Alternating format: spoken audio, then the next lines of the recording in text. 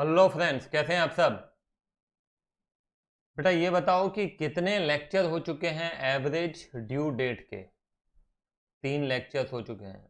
अब मुझे ये बताओ कि आपको कुछ याद भी है कि नहीं है।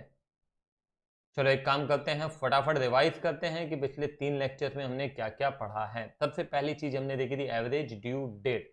एवरेज ड्यू डेट किसे कहते हैं? जब मल्टीपल पेमेंट करनी रहती है, मल्टीपल ड्यू डेट पे उसकी जगह पे हम एक ही पेमेंट कर रहे हैं और वो ऐसी डेट में कर रहे हैं कि ना तो इंटरेस्ट लेना पड़े ना तो देना पड़े, इसको हम कहते हैं एवरेज ड्यू डेट।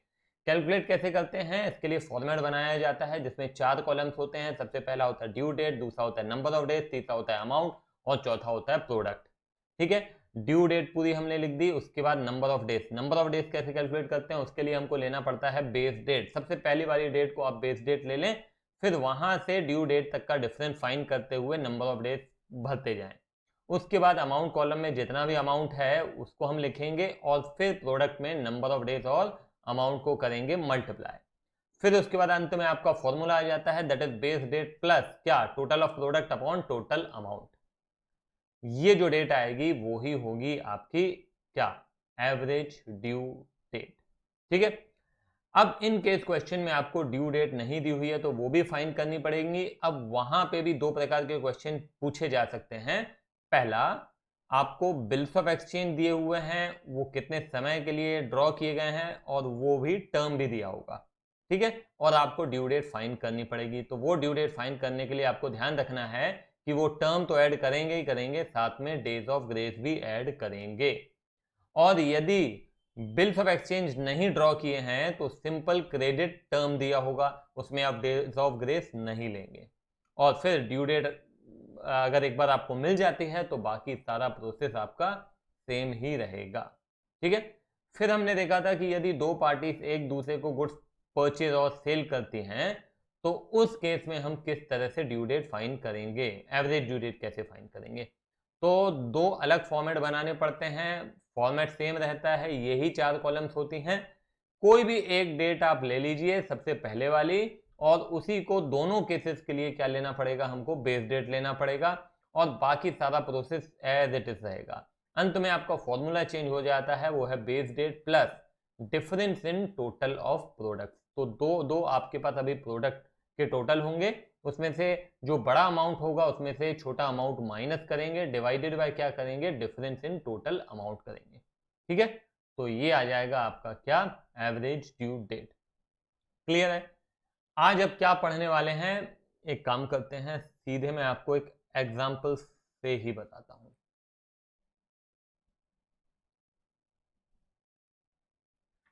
हेडिंग हालांकि आप देख सकते हैं, learn calculation of average due date way amount is paid in instalment.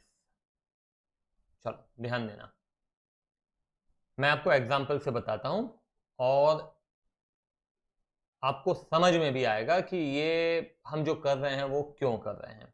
देखो, मान लो कि मैंने आपको 5,000 रुपए का लोन दिया। ठीक है, 10% पर एनम के हिसाब से। ठीक है, मैंने आपको 5,000 रुपए का लोन दिया 10% पर एनम के हिसाब से, और आपने मुझे कहा कि आप मुझे 4 इक्वल इंस्टॉलमेंट में आप मुझे ये पैसे चुकाएंगे हर 6 महीने के अंतराल में, हर 6 महीने के डिफरेंस में। मान लीजिए ये लोन मैंने आपको दिया है 1 जनवरी को, तो 6 महीने बाद आफ्टर 6 मंथ्स आप मुझे क्या कर रहे हैं, 4 इंस्टॉलमेंट में पे कर रहे हैं। तो 5,000 को 4 इंस्टॉलमेंट में बांटेंगे तो कितना हो जाएगा, 1250। ठीक है, फिर आपने दिया 6 महीने में 1250, फिर 1250, फिर 1250, मगर साथ ही साथ आप मेरे को क्या देते जाएंगे, इंटरेस्ट भी देते जाएंगे। जितना पैसा आप इस्तेमाल कर रहे हैं उसका इंटरेस्ट तो आपको देना ही पड़ेगा, हाँ या ना। तो देखो यहां पे ये 5,000 रुपए, ध्यान से देखिएगा, ये 5,000 अगले 6 महीने तक आप इस्तेमाल कर रहे हैं, ये ठीक है ना। ये 6 महीने तक इस्तेमाल किया आपने, कितना, 5,000।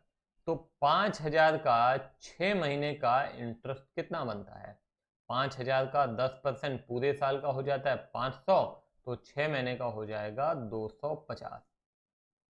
ठीक है, ये आप मुझे 1250 देंगे प्लस इंटरेस्ट देंगे, हाँ या ना? बिल्कुल सही। अब आ जाओ, ये 6 महीने के बाद आप मेरे को 1250 चुका देते हैं, तो बाकी अमाउंट कितना बचेगा? बेटा यहाँ पे ध्यान देना है, यहाँ पे अमाउंट था 5,000, है ना? ये 6 महीने में आपके ऊपर लोन है 5,000, यहाँ पे 1250 आपने मुझे चुका दिया, तो अब आपके ऊपर लोन कितना बचा? 3750। यहाँ पे लोन कितना बचेगा? 2,500। यहाँ पे लोन कितना बचा? 1250। तो इन 6 महीनों का इंटरेस्ट आप मुझे कौन से अमाउंट पे देने वाले हो? 3750 पे देने वाले हो। तो 3750 का 10% होता है 375, ये मगर पूरे साल का होता है, डिवाइडेड बाय 2 कर दूंगा तो हो जाएगा 187.5, हाँ या ना? उसी प्रकार से ये 2,500 का भी 6 महीने का इंटरेस्ट कैलकुलेट करना पड़ेगा।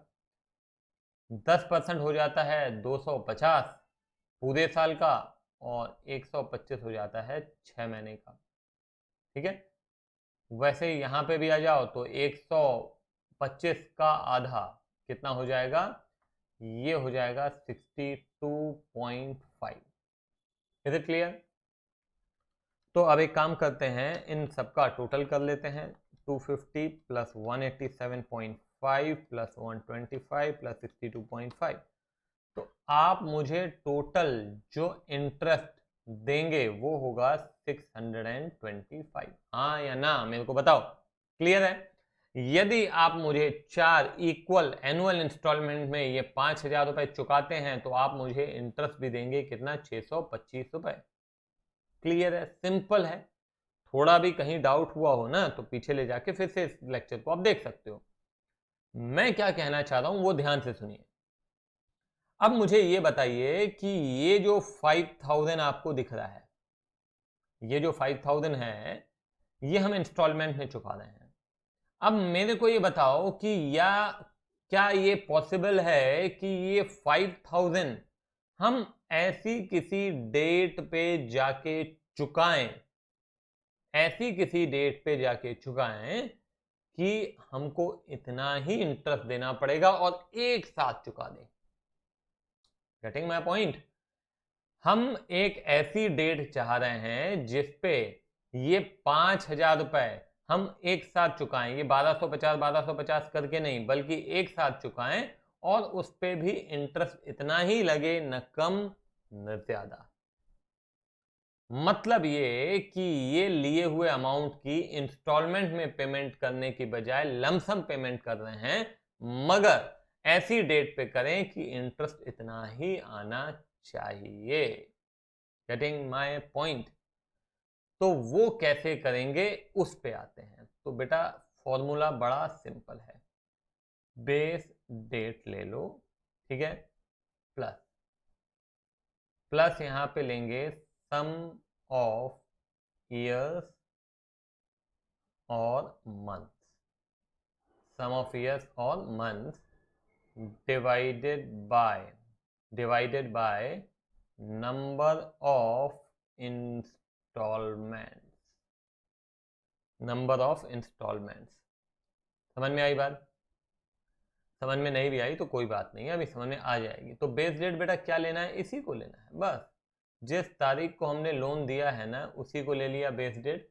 ठीक है, plus sum of years months करना है, तो हम क्या करेंगे यहाँ पे? ध्यान देना, हम यहाँ पे आप देखो कि ये आप किस तरह से आप पेमेंट कर रहे हैं। यहाँ पे आप देखो तो आप एक पेमेंट कर रहे हैं 6 महीने में, दूसरी पेमेंट कर रहे हैं 12 महीने में, तीसरी पेमेंट कर रहे हैं 18 महीने में, चौथी पेमेंट कर रहे हैं 24 महीने में।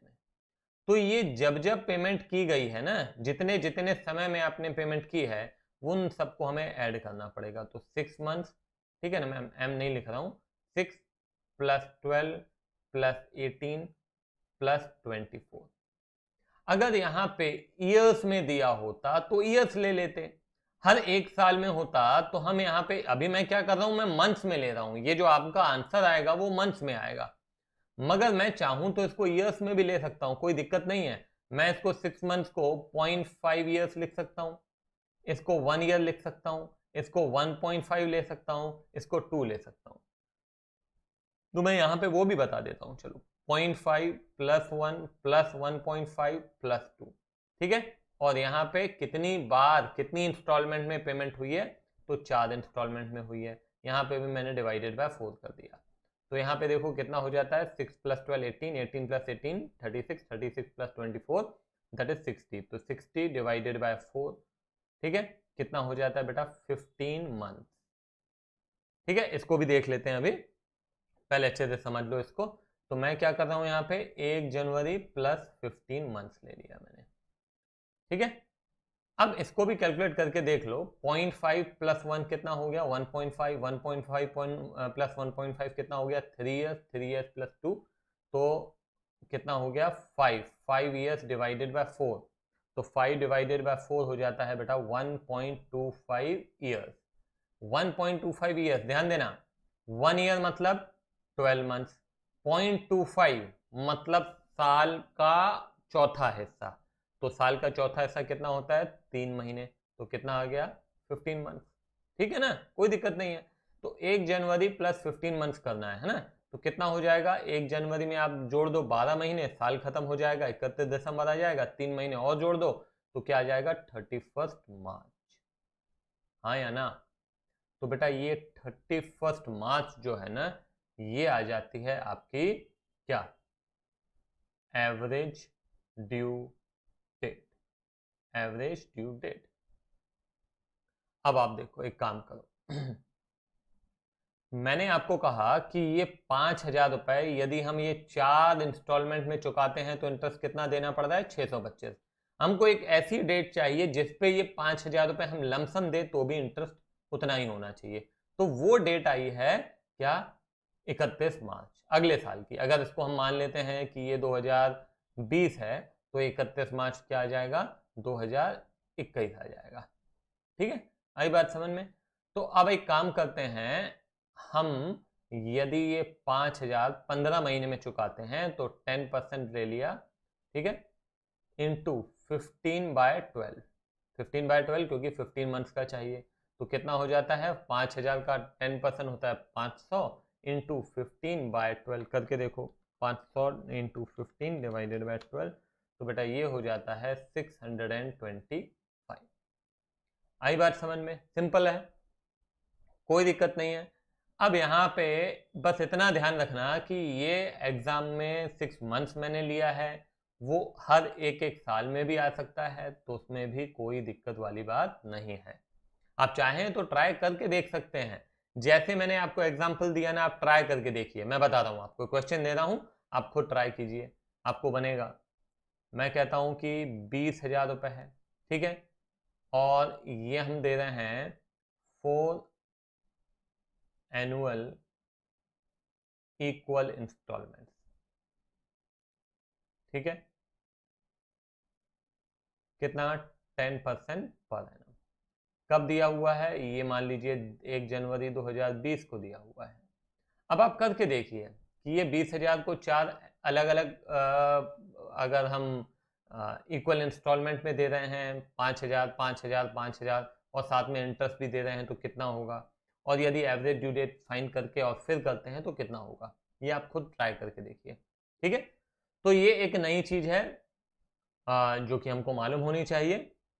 तो ये 3 प्रकार के केस हम देख चुके हैं एवरेज ड्यू डेट में। एक सिंपल वाला हो गया, दूसरा जब 2 पार्टी से एक दूसरे को गुड्स बेचती खरीदती हैं, और तीसरा ये हो जाता है जब हम लोन दे रहे हैं और इंस्टॉलमेंट में ना देके यदि हम लमसम पेमेंट कर रहे हैं तो कौन सी डेट पे किया जाना चाहिए।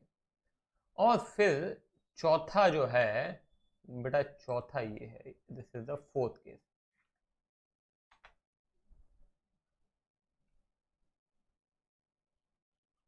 Calculation of average due date for calculation of interest on drawing.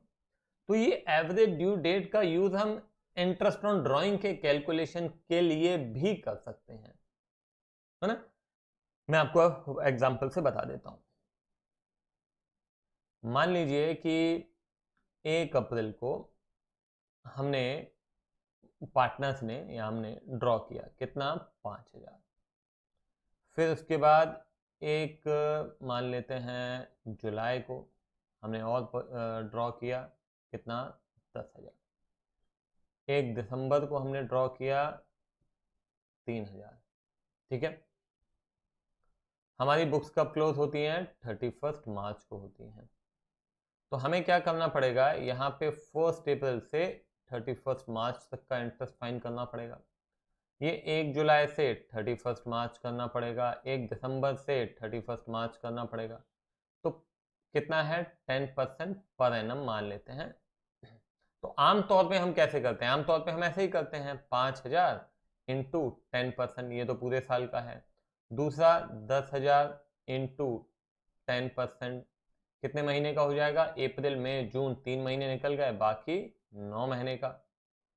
3,000 into 10/100 into कितना हो जाता है, दिसंबर है तो 4 महीने का हो जाएगा।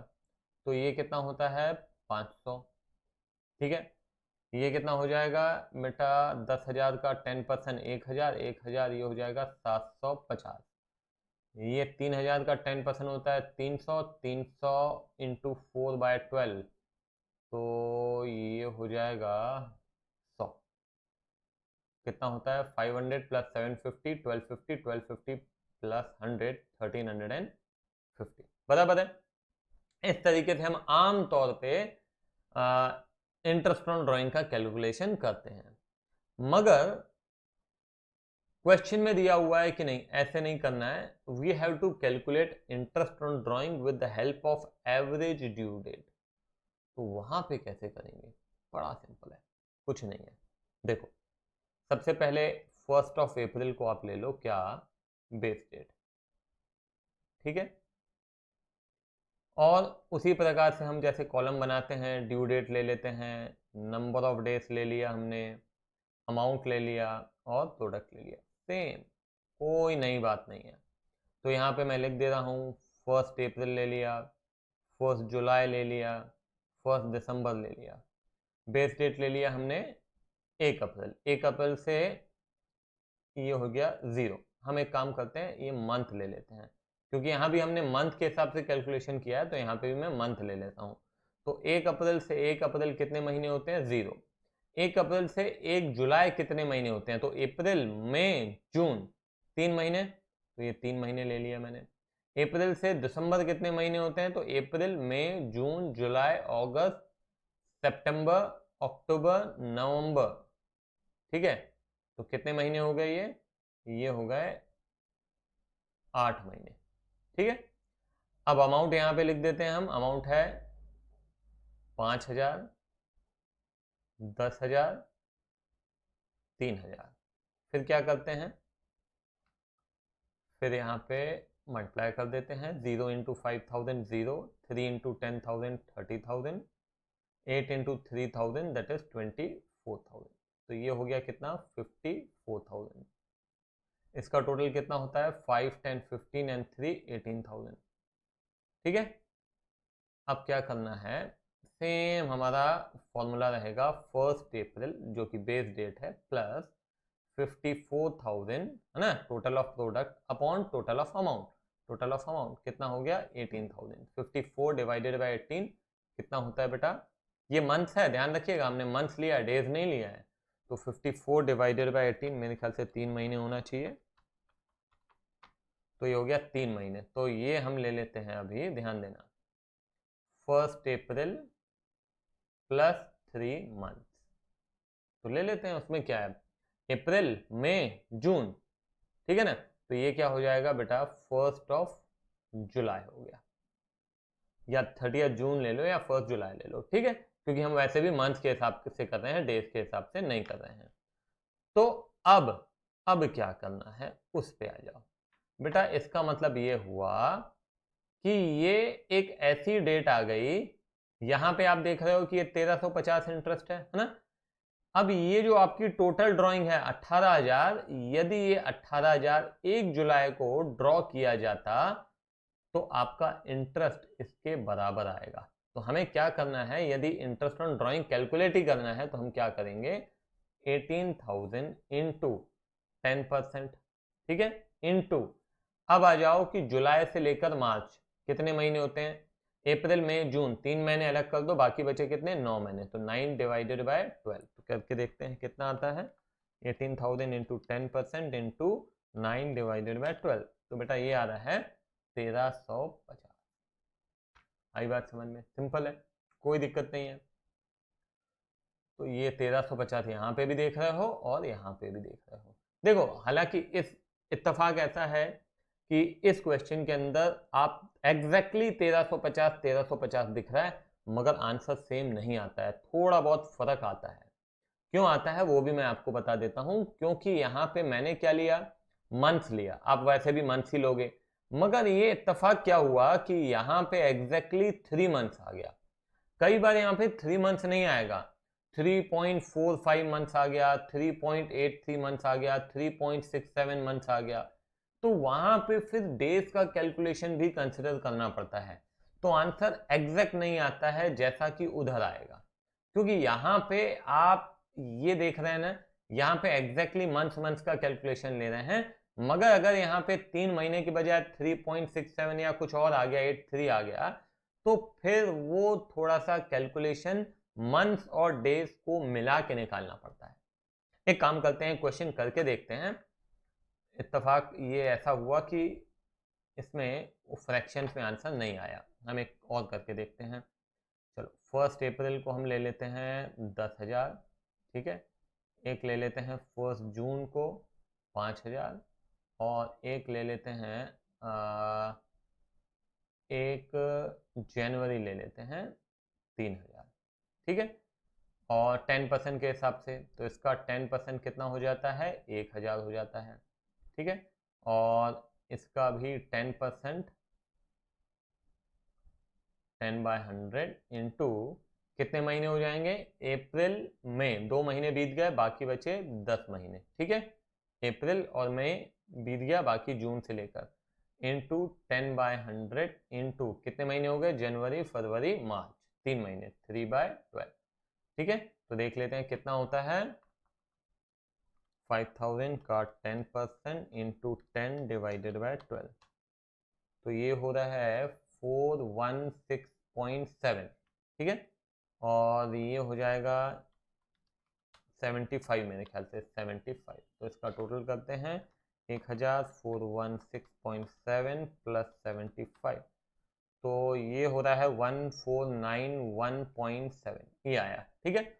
अब हम अगर इसको उस तरीके से करने जाएंगे तो कैसे होगा, अगेन मैं 1 अप्रैल 1 जून, ठीक है, और 1 जनवरी ये ले लिया, बेस डेट ले ली हमने 1 अप्रैल, तो 1 अप्रैल से 1 अप्रैल 0, 1 अप्रैल से 1 जून, तो अप्रैल में 2 महीने, ठीक है, अब जून तक तो सॉरी 1 अप्रैल से 1 जैन, तो अप्रैल से लेकर दिसंबर, तो ये कितना हो जाता है, 9 मंथ्स हो जाते हैं, ठीक है।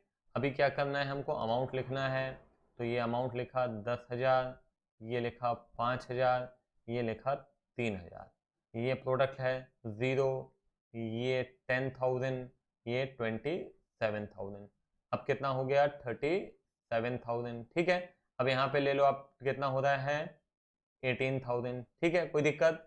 अब आप देखेंगे कि ये जो है 1 अप्रैल प्लस 37,000 डिवाइडेड बाय 18,000, अब देखो अब फ्रैक्शन में आएगा आंसर, 37,000 डिवाइडेड बाय 18,000 हो जाता है 2.055, 2.055 हो रहा है ना, 0.055। चलो एक काम करते हैं, पहले मैं अप्रैल में 2 महीने जोड़ देता हूँ, तो अप्रैल और मई 2 महीने हमने जोड़ दिया, तो आ गया आपका 1 जून, 1 जून। अब 0.055 भी आप चाहें तो जोड़ सकते हैं, देखने के लिए कितना होता है, तो 30 इंटू 0.055 कितना होता है 1.65। अब यहाँ पे डेज का कैलकुलेशन आ सकता है ना, अब ये डेज का कैलकुलेशन करना क्या हो जाएगा, थोड़ा सा कॉम्प्लिकेटेड हो सकता है। तो मैं एक काम कर रहा हूँ, चलो कर लेते हैं। समझ में आया? ये 0.055 जो हम लेंगे ना, तो मैं क्या कर रहा हूँ, 30 डेज हैं। अब डेज को हमें मंथ्स में, सॉरी 30 डेज हैं, तो हमें डेज को क्या करना है, सॉरी 0.055 है, तो 0.055 क्या है, मंथ्स है। मंथ्स को हमें डेज में कन्वर्ट करना है। मंथ्स को डेज में कन्वर्ट करने के लिए मल्टीप्लाई करेंगे। तो मैं क्या करूंगा, जून में होते हैं कितने दिन, जून में होते हैं 30 दिन, तो 0.055 इंटू 30 मैंने कर दिया, तो ये आ गया 1.65। आप देख सकते हैं ये 1.65 क्या है, ये डेज हैं, ठीक है ना। 0.055 मंथ मतलब 1.65 डेज। तो 1.65 को मैं राउंड फिगर में 2 कर देता हूं, तो 1 जून प्लस 2 तो हो जाएगा 3 जून, बराबर है ये, ठीक है। अब क्या है कि आपको जो कैलकुलेशन करना है वो, अब ये 3 जून से लेकर 30 जून तक का भी करना है और आगे चल के मार्च तक का भी करना है, मंथ में भी करना है। तो हम एक काम करते हैं, to make it easy, let's give a try. हम एक काम करते हैं कि ये 3 जून 3 दिन निकल चुके हैं, बाकी बचे कितने, 27 दिन, 27 डेज प्लस उसके बाद आप देख लो कितने महीने बचे हैं, जुलाई से लेकर और मार्च तक, जुलाई से लेकर मार्च तक। तो अप्रैल मई जून, 3 महीने ये निकल गए, और अप्रैल मई जून, क्योंकि जून के हमने 27 डेज ले लिए हैं, तो बाकी बचे कितने, 9 मंथ, ठीक है। तो 9 मंथ्स प्लस 27 डेज। तो मैं एक काम करता हूं, क्या मैं 27 डेज को मंथ में कन्वर्ट कर सकता हूं। डेज को मंथ में कन्वर्ट करने के लिए डिवाइड करना पड़ेगा, तो मैं क्या करूंगा, 27 डिवाइडेड बाय 30, तो 27 डिवाइडेड बाय 30, तो ये हो जाता है 0.9। तो मैं यहाँ पे मंथ्स ले लेता हूं 9.9 मंथ। अब 9.9 मंथ्स का कैलकुलेशन अपन करके देख लेते हैं कि कितना होगा। एग्जैक्टली नहीं आएगा, क्योंकि थोड़ा बहुत डिफरेंस यहाँ पे जरूर रहेगा। तो हमारा टोटल ड्राइंग अमाउंट है 18,000 इंटू 10% होता है कितना, 1800 इंटू 9.9 डिवाइडेड बाय 12, तो आ रहा है 1485। यहाँ पे आंसर देख सकते हो 1491.7 है, तो 1485 है ना। वो एग्जैक्ट नहीं रहेगा, क्यों नहीं रहेगा, क्योंकि हमने यहाँ पे क्या किया हुआ है, डेज और मंथ्स का कन्वर्जन किया है, जिस कारण से एग्जैक्ट आंसर आने वाला नहीं है। हमने यहाँ पे 1.65 लिया था, आपको ध्यान होगा, 1.65 को मैंने राउंड अप करके 2 डेज लिया, तो ये सब करने की वजह से आपका आंसर एग्जैक्टली सेम नहीं आ सकता है, ठीक है। मगर आपको समझ में आ गया होगा, ये दूसरा मैंने जो केस लिया वो इसीलिए लिया कि आपको ये समझ में आ जाए कि ये किस तरीके से हमको करना चाहिए इन केस आपका आंसर फ्रैक्शन में आता है, तो क्योंकि उसकी संभावना कहीं ज्यादा है, ठीक है। तो आप एक काम करो, थोड़ा भी कंफ्यूजन है ना, इसको एक बार और आप पीछे ले जाओ और खुद से ट्राई करो। मॉड्यूल में इलस्ट्रेशंस दिए हुए हैं, वो आप खुद से ट्राई कीजिए, मेरे ख्याल से आपको कहीं दिक्कत नहीं जाएगी। बस थोड़ी सी प्रैक्टिस रिक्वायर्ड है, नया टॉपिक है क्योंकि, ठीक है। तो यहीं पे आपका एवरेज ड्यू डेट समाप्त होता है। चलो बाय बाय।